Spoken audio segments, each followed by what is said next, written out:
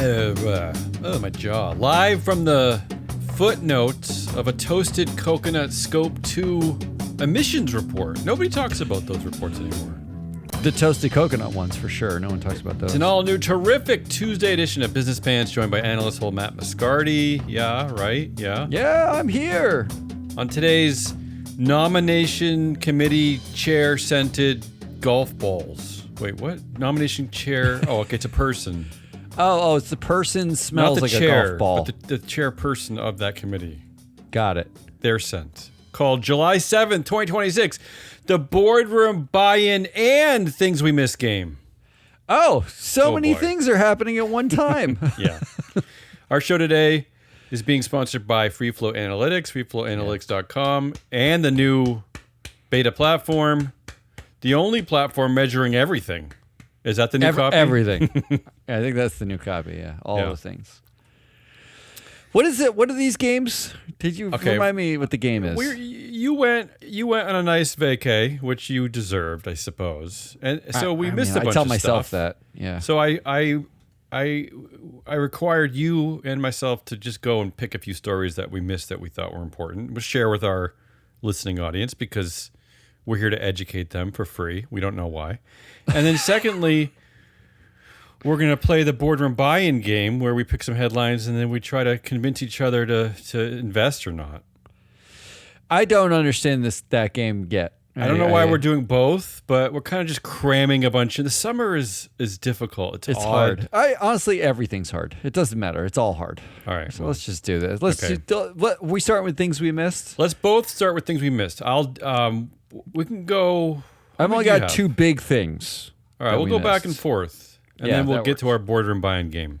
All right. In no particular order, I'm going to start with one that you're going to hate.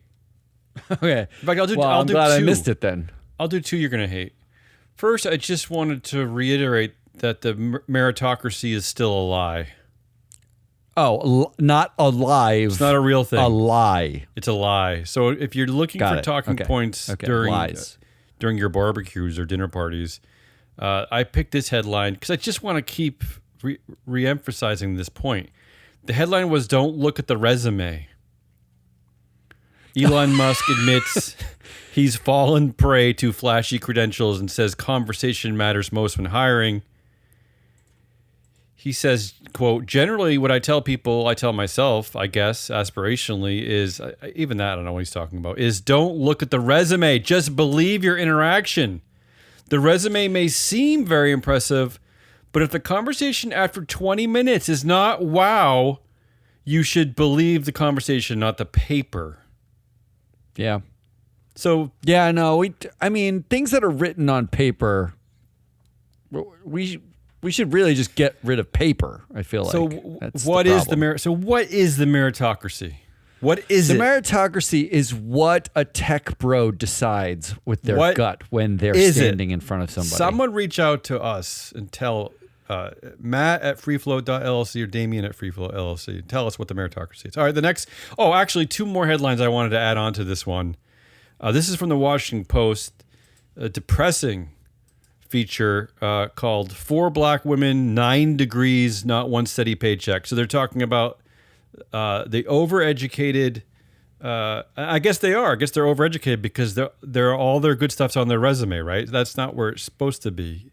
So all the black women and black people in general suffering, and they tied it to Doge. So there's a higher percentage of black Americans working in the government based on the population. Like I think it's like 13% of America's black, but it's like almost a quarter of government employees were black. And Doge did a pretty good job in firing a lot of those people. So they tied that story to Musk. And finally, this other headline, there's a new study out that women are more likely to get hired after taking GLP-1s, which is the weight loss drugs. That's not shocking. I mean, the dudes are doing all the hiring. I'm not saying it's shocking. I'm just kind of reporting on some of the things we missed. Look, it is shocking, actually. No, so that's merit. That's what merit looks like. It looks slim and has fun conversations. That's what merit is. Yeah. Okay, well, and I'll just do one more before I hand it off to you, and then I have a couple more serious ones. I just wanted to reiterate too that Zuck still sucks. Okay, needed reiteration.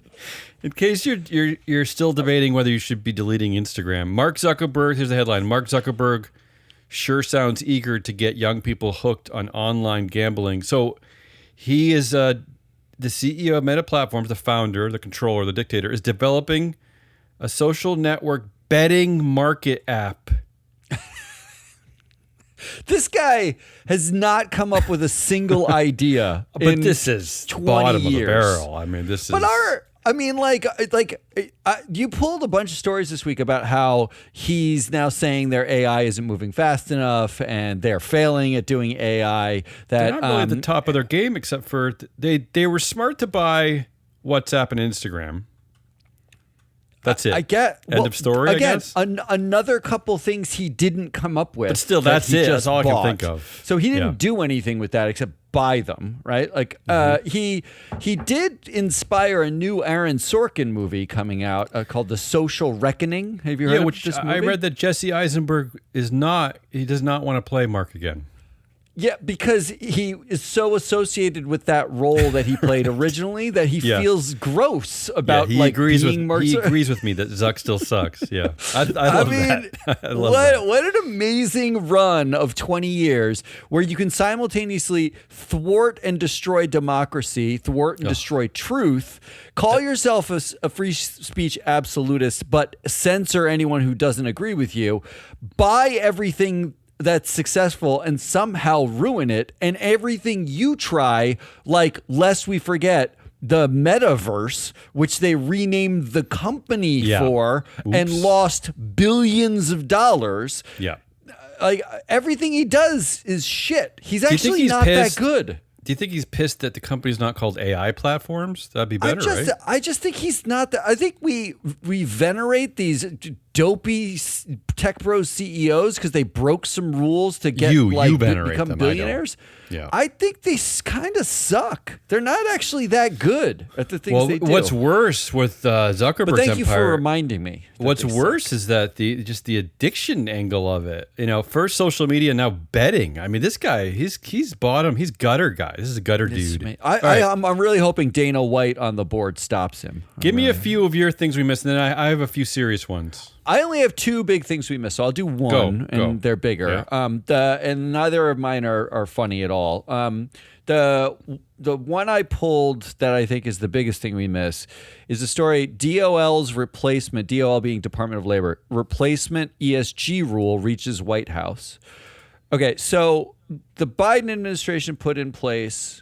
The Department of Labor is the one that oversees ERISA. Those are like every retirement fund in the United States has to follow ERISA rules about how they are allowed to put their retirees' money to work for them in the stock market. They set the ERISA rules. And during the first Trump administration, they said ESG can't be used unless it's financially material. And then Biden said ESG can be used. And by ESG, I mean data. I'm just talking about data. Yeah. Can be used as a tiebreaker. So if you have two investments that are substantially equal, you look at the ESG data and you say, like, well, this one's better off than that one when it comes to the long-term data. The Trump administration obviously wants to roll that back to what they had the first time. But the interesting part this time around, Trump signed an executive order in December where he was attacking, ISS and Glass Lewis. You remember that order he did? Or he had an order attacking somebody? That's a shock. It's shocking. I know it's hard to remember all these things. I do remember this one, though. But the DOL, as part of a follow-up to that order, they issued a technical release this April warning that proxy advisory firms may be subject to ERISA fiduciary standards.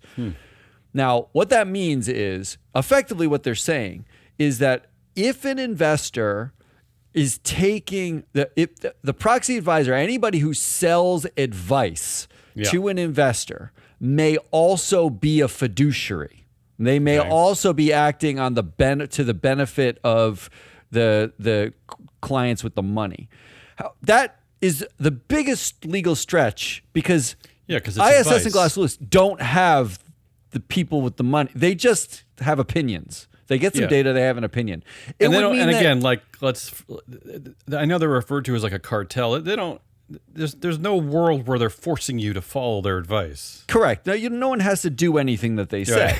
It's not mandated anywhere. Yeah. But it would the technical release suggests they may be fiduciaries themselves, and therefore that this is their way of trying to kill them from doing any ESG or governance related work at all. But the stretch here is like, okay, well, if ISS and Glass Lewis are fiduciaries, that means everyone selling research of any kind to someone who makes an investment decision should also be a fiduciary. Well, wouldn't that include like the shows on CNBC?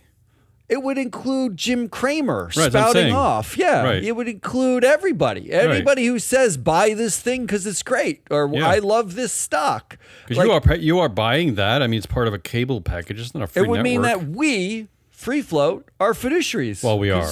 Because this show we're doing in and out. We're doing buying and selling. Their understanding of this world is the equivalent of like, remember the movie reviewers? I'm dating myself, Siskel and Ebert. I know one of them is not even alive anymore. 2 thumbs up, baby. Maybe they're both actually not alive anymore. They're both dead.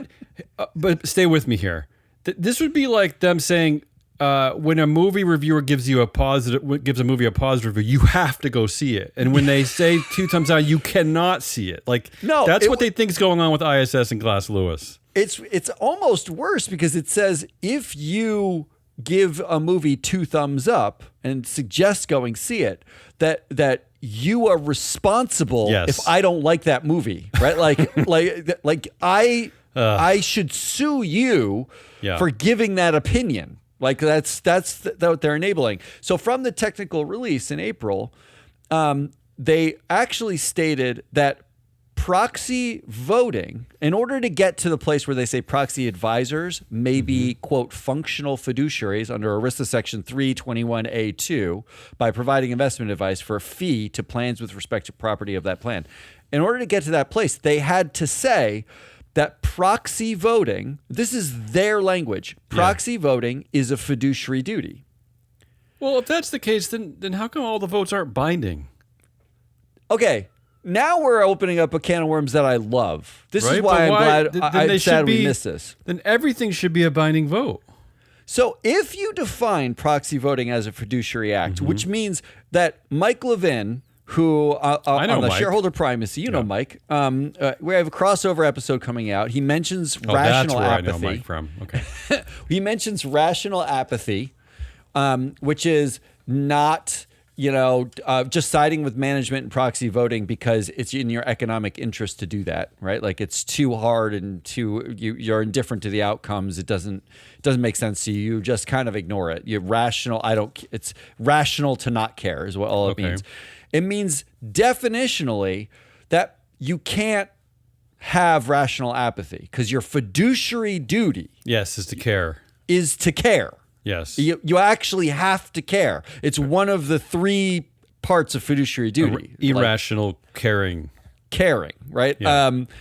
It also means that if you vote 99% in favor of management, which is what we see, you are ignoring your fiduciary duty entirely. Because there is no measurable thing in the universe that is correct and right and just that much of the time, right? Well, half of companies underperform every single year. Right? Of course, that's because by definition of average, like half of them are just below average. Yeah. So you could argue that the vote for 99% in favor of management is because we don't think in 1-year terms. We think in longer terms, in which case you also need to say we need to use long-term data, which would mean environmental and social data. So then you're saying environmental and social data has to matter because we vote in more than 1 year at a time.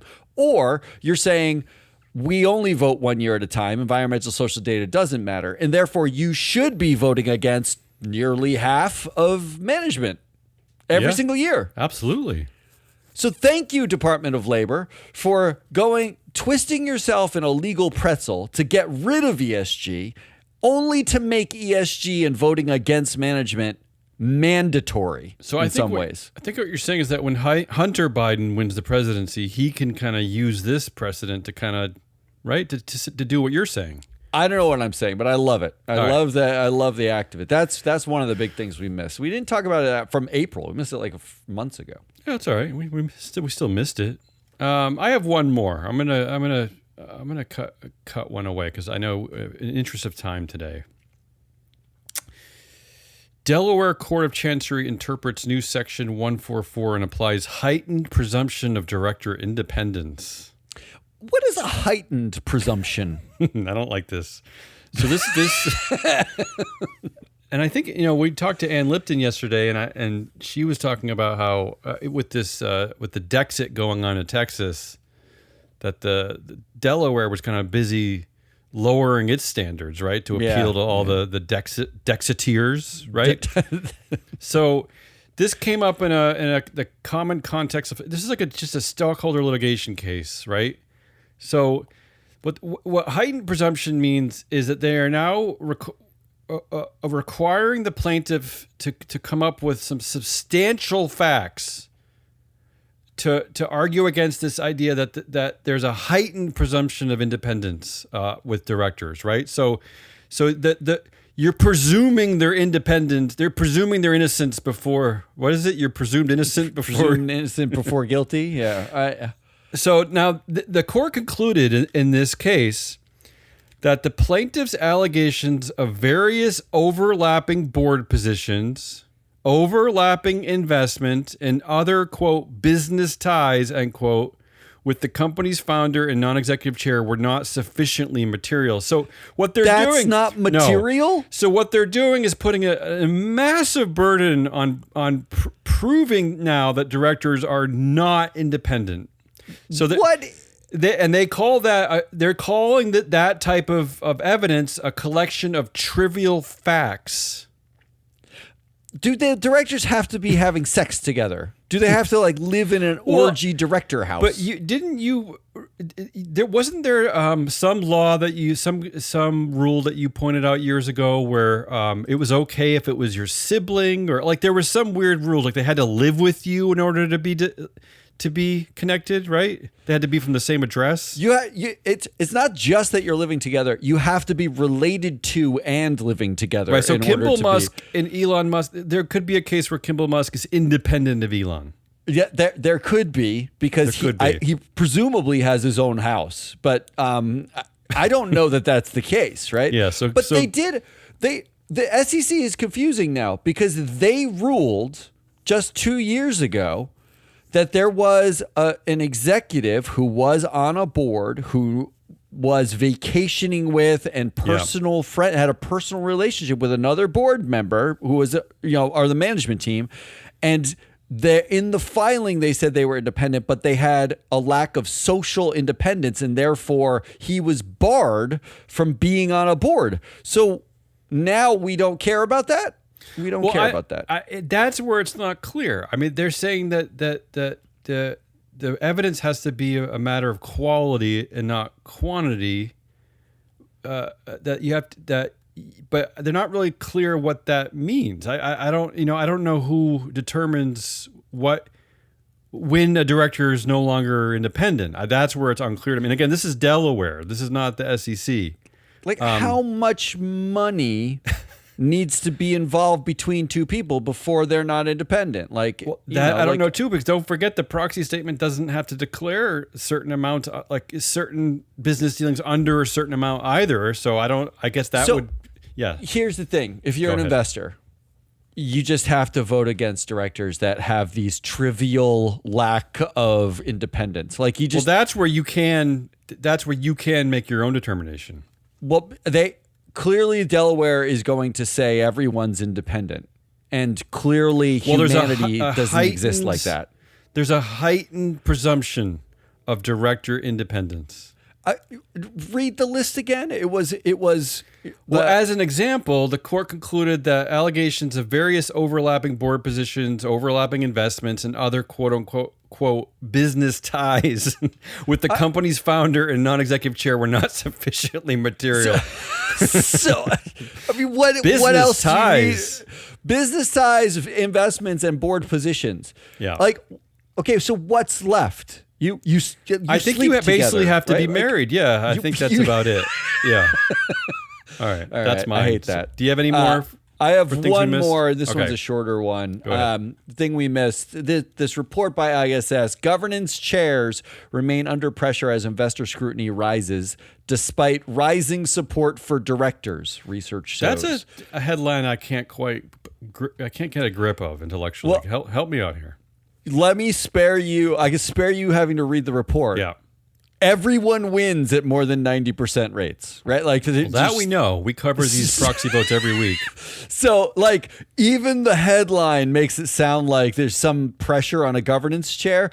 ISS found that the median support for a director for the Russell 3000 has hit 98%. Is that right? Yeah, actually, that is right. I think. Support. Yeah, because I think usually the average support you see for boards is about 95%. So that would suggest that there's a lot that are over 95%.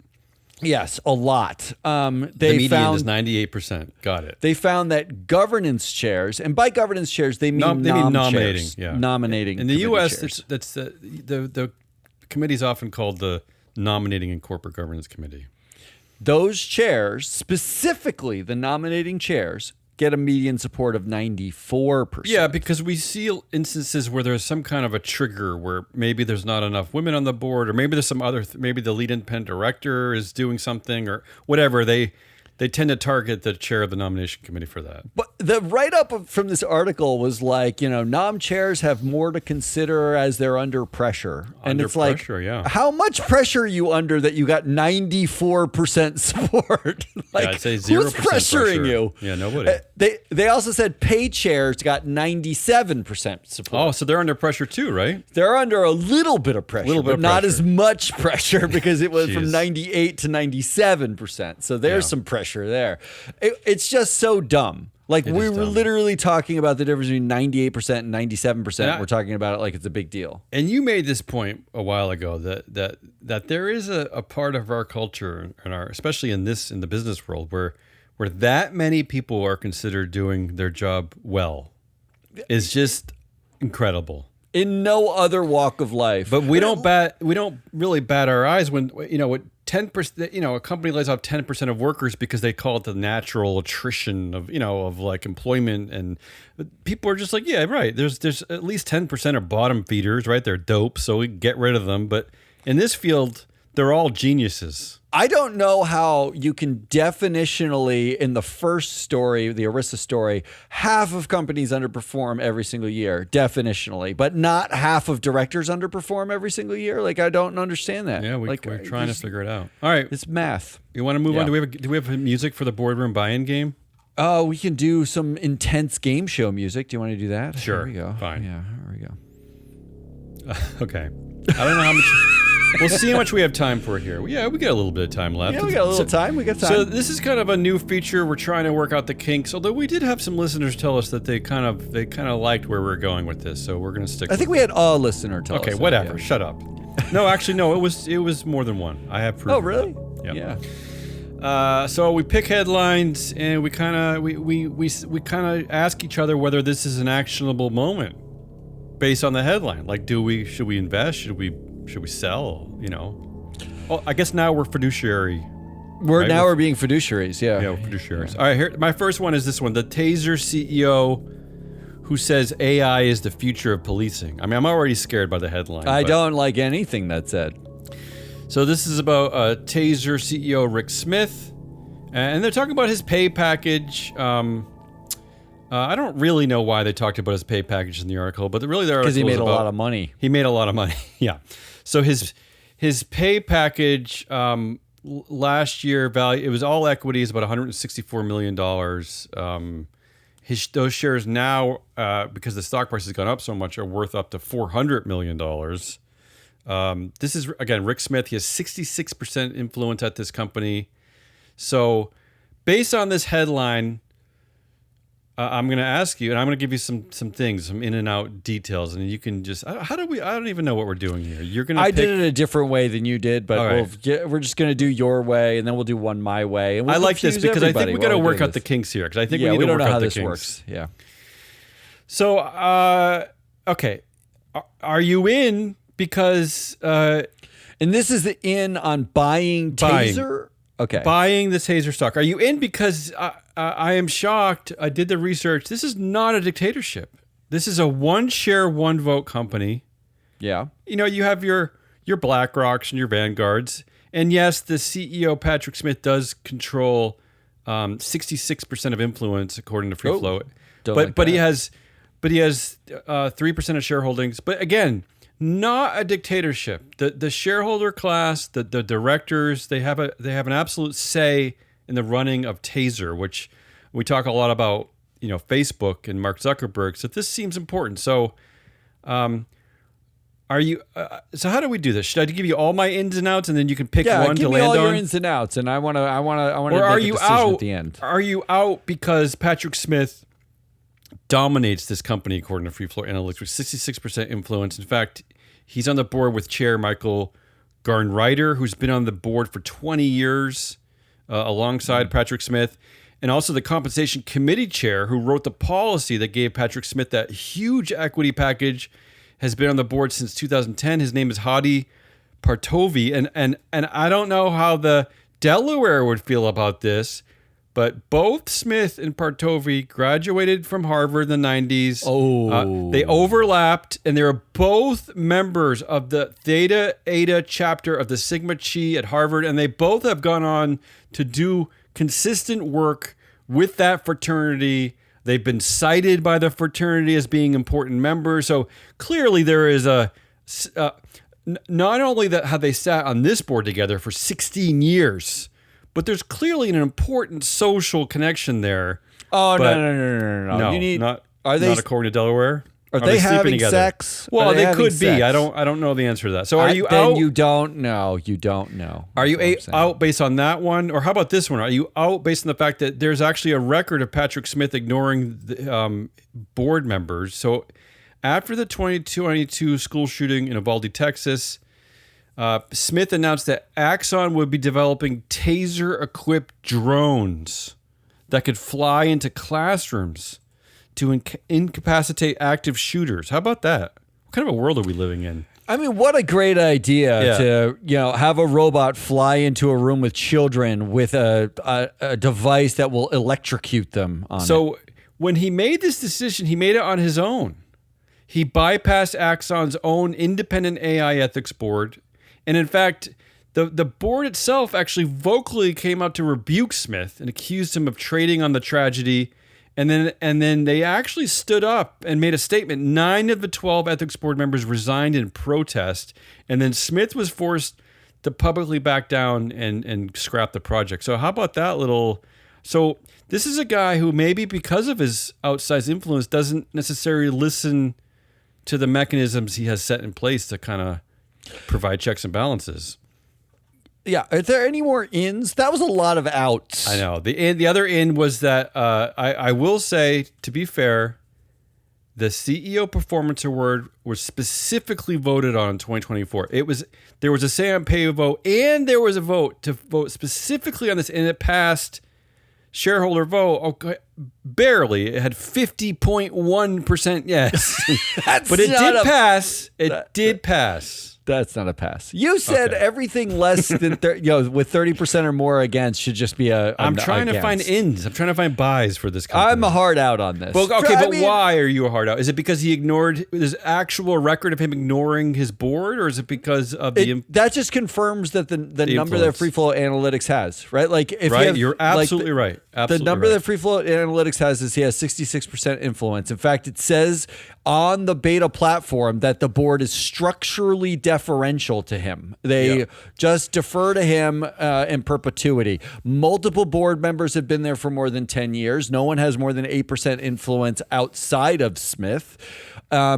There's under multiple scenarios on the platform, they have a weak board. Here's why that's important, because this is the AI ethics board is separate from that board. But what you had here is an instance where the board that you're talking about, which is highly deferential to Smith, let him get away with ignoring his AI ethics board, right? They did not stand in his way. They let him do this. And it really does show you, too, that these people had to resign in protest in order for him to actually like recognize that they were pissed off. I mean, we talk about this all the time. Like, how come board members at certain companies don't do a thing? Well, this here it worked.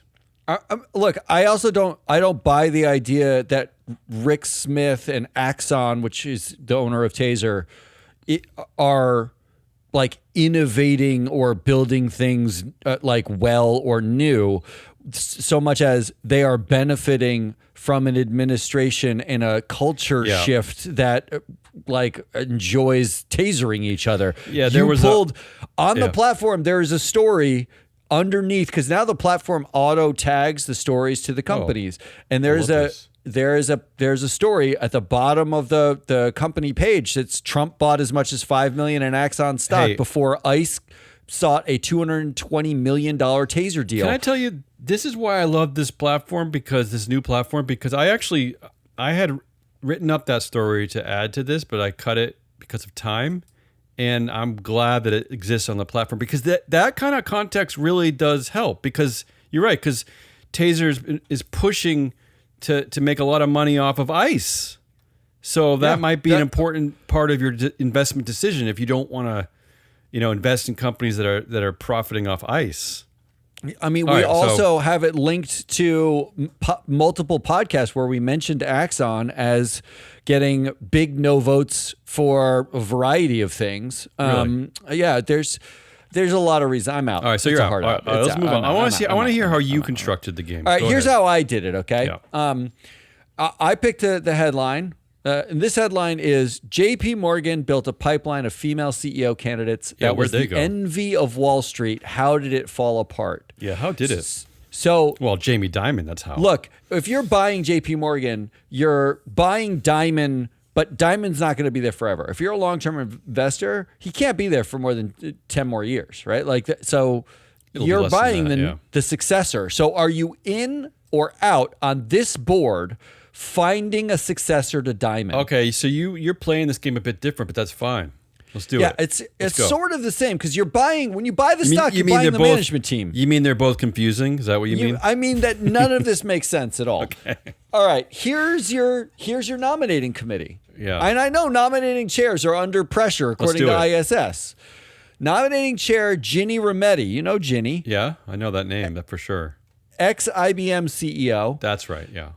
Retired in 2020. She was an IBM lifer since 1981. She basically has only been at the one company. Council, Foreign Relations, Business Roundtable. She is massively connected. She's connected to 82% of the JP Morgan board alone. Wow. JP Morgan, according to the Free Flow Analytics data, there's really kind of two types of boards. There's the boards that are deferential to the CEO or deferential to each other. There's not very many boards that are just strictly independent. And by deferential to each other, I mean, these are professionalized boards. Yeah. These are like people who they go to board meetings, they know each other from other boards. Friends. I mean, they're all just going to be like, Jamie, you do whatever the hell you want.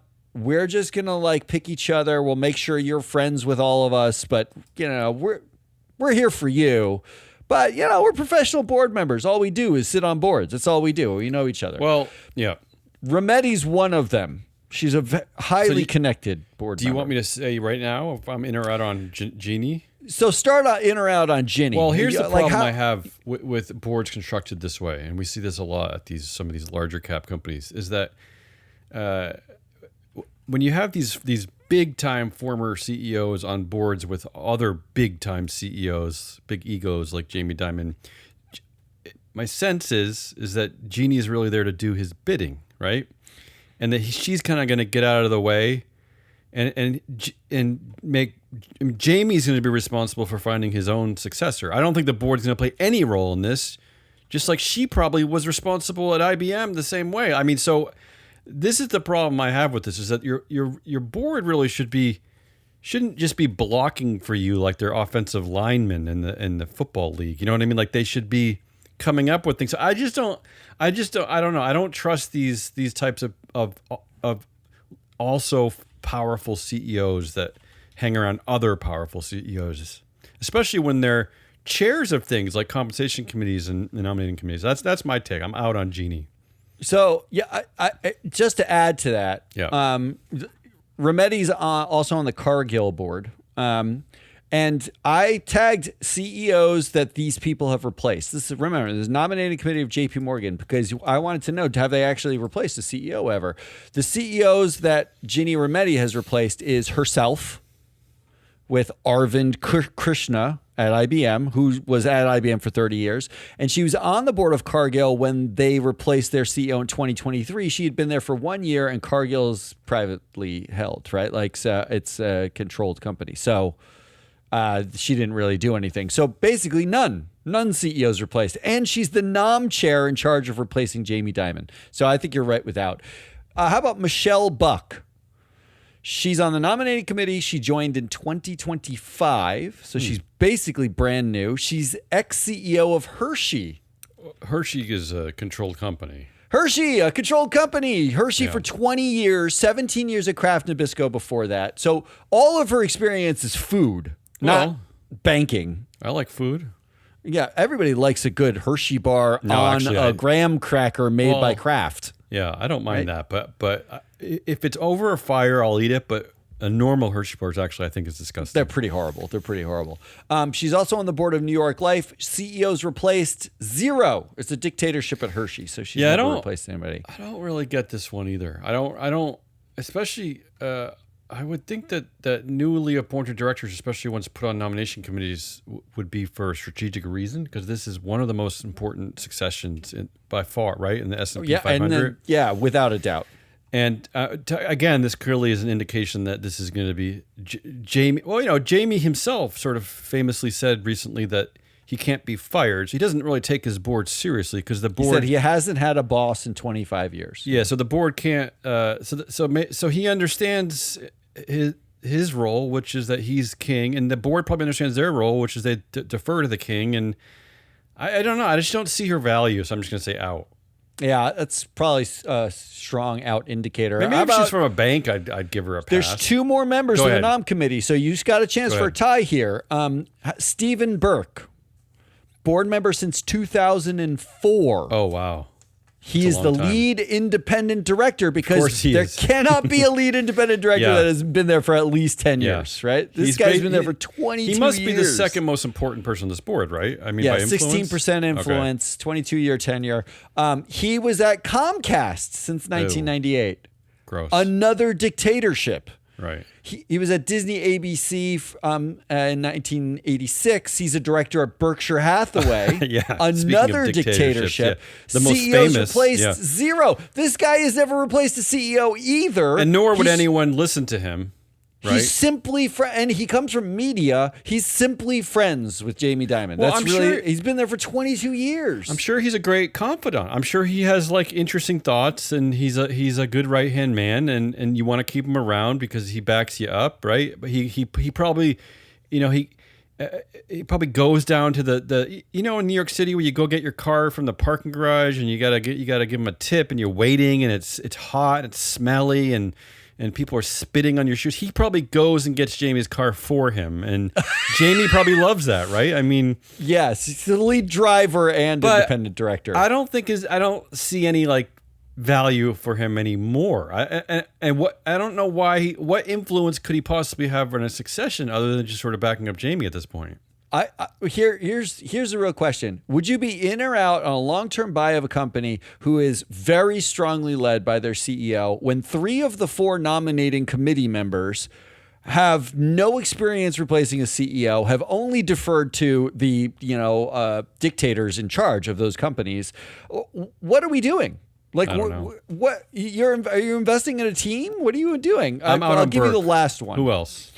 Alex Gorski. I know this name. This ex-CEO of Johnson & Johnson. He's everywhere. He's everywhere. Yeah. He's on the board of Apple. He's on the board of IBM. Of course, he's on the board of IBM. In fact, he was there while Ginny was He replaced Ginny Remedi. Oh, he's the new CEO. He's not the CEO of IBM. Arvind Krishna is, but he was on the board of IBM when they replaced Ginny. Okay, well, he's got some experience. Oh, and he Apple. Also and Tim Cook. He just replaced Tim Cook, and he replaced himself, obviously, as CEO of Johnson & Johnson.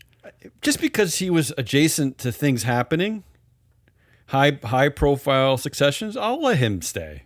Yeah, he's in. Well, Okay. I think that's right. But so we've got out, in. Are you overall in or out on this board finding a successor, Jamie? Congratulations, Alex Gorsley's should be the new nominating committee chair. I like it. Yeah. That's the only takeaway, right? They should fire the rest of the committee. All right, what do you got? I'm gonna do one more just for the sake of time. I'll give you the choice. No, maybe I shouldn't give you the. Okay, would you rather have a Japanese gaming company?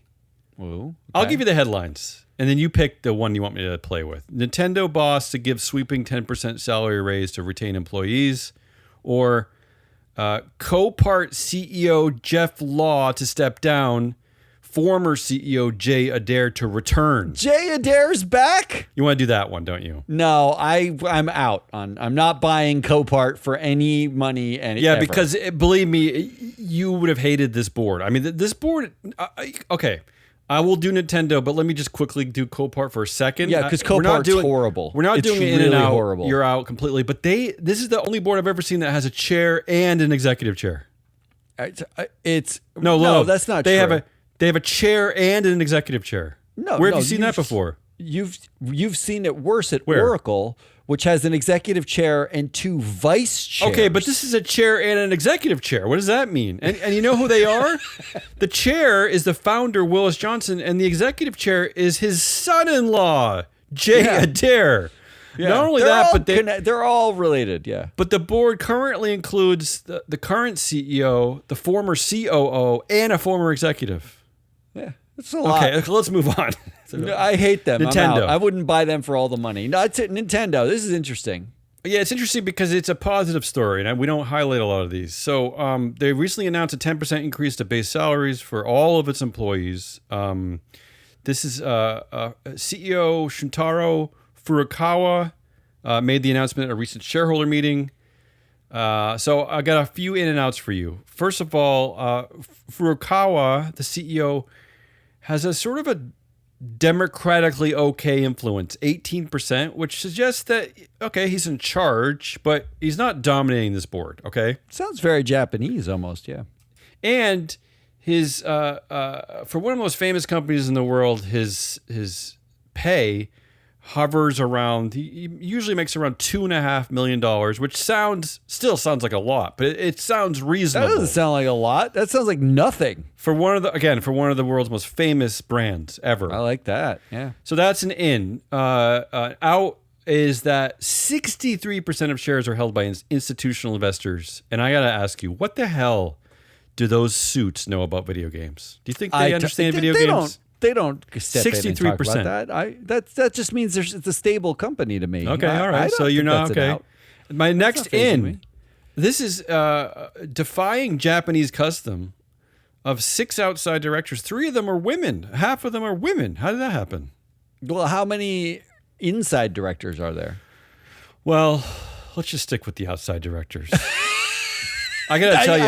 I gotta tell you. Out. I haven't checked Free Float, the new platform yet, because I actually spent time in their corporate governance report, and I gotta tell you, I don't spend a lot of time in some of these Japanese reports, and it's a little confusing. I'll just say that. Holy moly, this board is gigantic. It's a little confusing how it works. They have things called outside directors.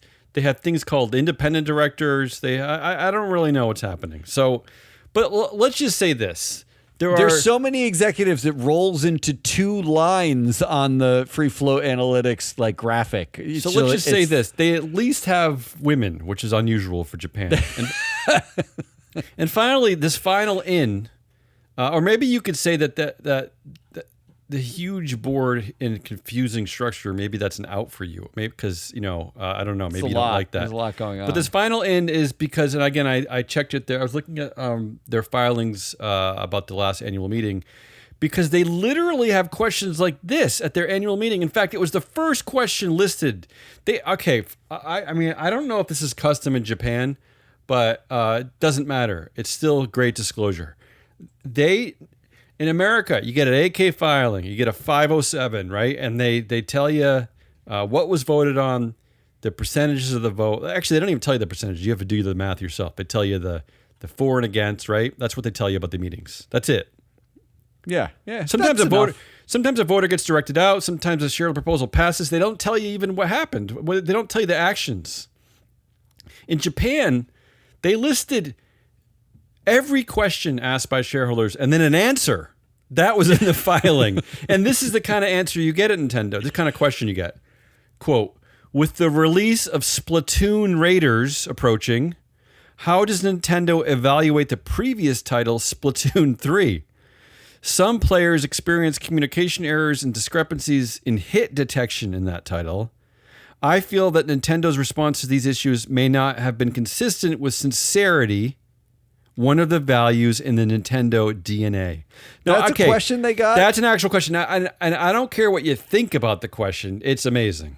I think it's an amazing question. And they actually published this, and they published the about it. answer, and I got to take my hat off for Nintendo for doing this. This is disclosure. So are you in or out, and what are you in on? All right, so I'm going to say I'm hard in. In fact, I'm looking at Nintendo stock now, like, because I like all the arguments you like you it made. so much. Hey, I convinced you of something. Asa Shinkawa is the second most influential board member, according to Free Flow Analytics, 12% influence. She is independent. She is on the audit, nom, and pay committee. Mm-hmm. She basically is the independent version of the CEO, and she's only been there for 5 years. So this is not like someone who's been there for 20 years and is compromised by long-term relationships. Like the board structure's bananas. There are a lot of directors who are executives who've been there for 30 years. I don't like that, but they don't have much influence. It's really a two-person buy. You're buying the CEO who gets paid less than $3 million a year, and this woman, Asa Shinkawa, who is a strong performer. 824 on TSR. And she's not, according to Free Float, she's not deferential to the CEO. I love all of this. Okay. I'm a buy. I'm in. So you total package buy.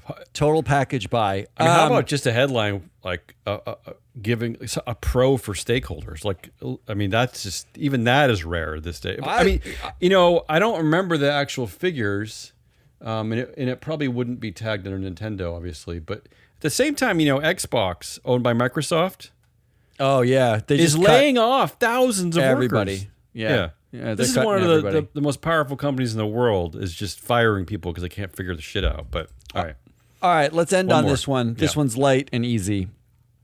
Here's the headline: Jensen Huang's iconic leather jacket is going up for auction.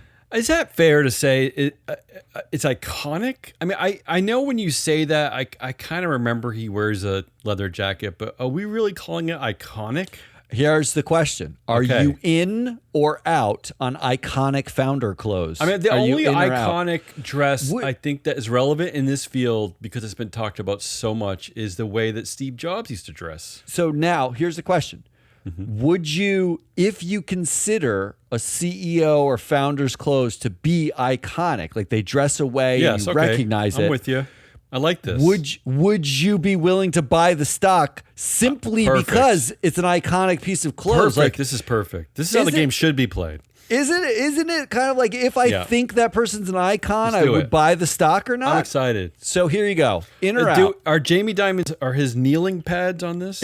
No, but we'll start with Steve Jobs' turtleneck, enabled by Arthur Levinson, who's been on the board since Jobs. What do you mean enabled by Arthur Levinson? He's the lead independent director, and he was the one who, was on the board with Jobs, and they kept him on the whole time through Cook because they were worried they'd lose the Jobsian thing, I guess.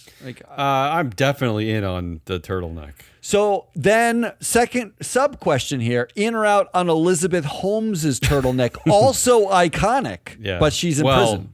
But if you see any of the documentaries about that, she intentionally ripped it off, right? Because she wanted to exude something, an intelligence. She wanted to seem Jobsy. And so it's a definite, of course, out. I mean, so bad that it led her to go to jail. I mean, she misled everyone, including her own board. But now it's a gray zone, right? Because you got iconic clothes. All right, keep going. So how about Zuck's hoodie? Well, it's clearly an out. I mean, you know what? Wait a minute, is it? Wait, actually, you know what? We complain all the time that it's a bunch of like emotionally stunted middle school dropouts, right? That's true. Yeah. So I think in a sense, he's showing you who he is, which is just a child. I guess that's true. And I'm a pro hoodie guy. Believe me, like I love a hoodie. In fact, we went to the CII conference, and I was by far the most underdressed there. I had plenty of older white gentlemen in the elevator give me a look, a sneer. Yeah. So I was one. Yeah. So I understand. I understand a good hoodie, but I'm also not like actively trying to ruin the culture of the world by addicting them on garbage. And disrupting the democracy. So, but just based on the fact that he had iconic clothes, those because he's honest. It's honest. He's a schmuck. Wow. So you would buy the stock based on the iconicness of the clothes. All right. How about Bill Gates's glasses? That's another interesting one because you know what? That's a tough one because he got a lot of flack back in the day. This is getting a little nerdy now. Yeah, so we never do that. I spent a half an hour talking about the Department of Labor's ERISA rules. The stereotype back in the day was essentially that he ripped off everything that Apple came up with and figured out how to sell it better. That he actually wasn't. He's the original Zuck. He wasn't a great coder like Woz. He really wasn't like he just was good at like forcing people to buy Microsoft. So I'm going to say out because I think the glasses were used in a nefarious way. I think that not the hoodie though. And let's catch and okay, sorry to get here, but let's catch up to the present. This dude is completely implicated on the Epstein Island bullshit. I mean, this guy is a creep. And in fact, so much that there's a headline this week that even Warren Buffett is decided he has not decided yet whether he wants to give to Bill Gates' charities this year because he's reviewing the Epstein case more. He's spending time looking at. So I'm out on Bill for those. Yeah, glasses. That's good for Warren. He can give the rest to his kids' foundations, which will definitely get spent. How about Jack Dorsey's love hat?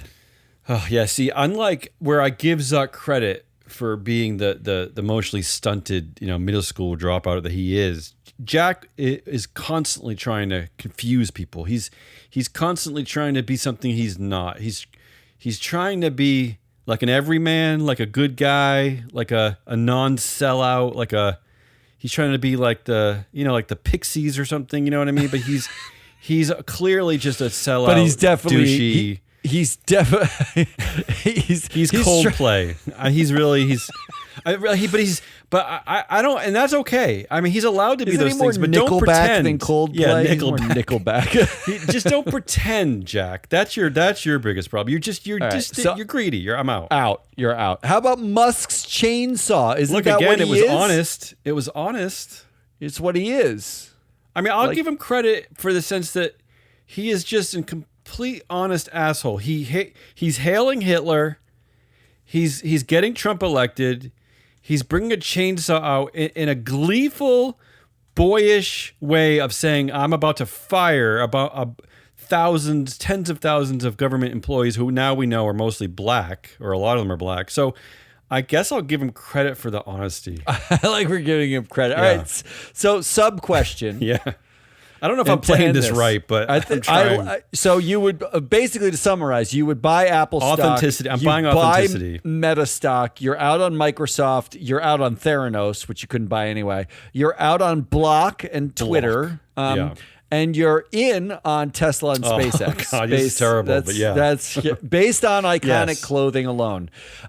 Sub question, and then we'll end it.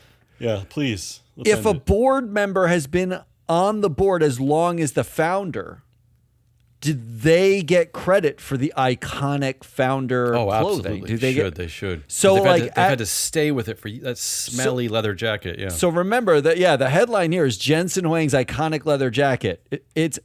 They're expecting it to close for around $40,000, which who the fuck is paying $40,000 for a leather jacket worn once by Jensen Huang? I don't even know, but.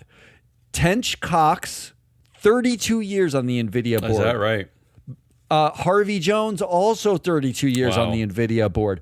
Brooke Sewell and Mark Stevens, 28 and 17 years. All four of them have been on the NVIDIA board since it just made dopey video cards. That's what NVIDIA was for for 30 years. That's all it did.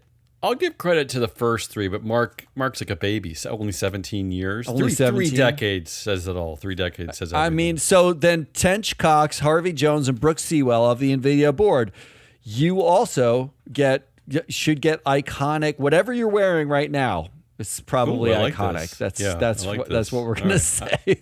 What a confusing ending, but I still enjoyed it. That's all we got.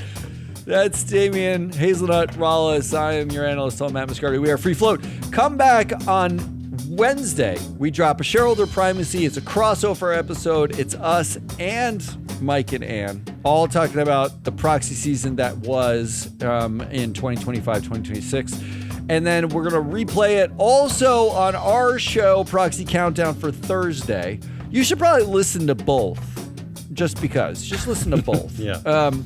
It's the same show, but you should listen to both. And then on Friday, we'll wrap up the week. Until then, good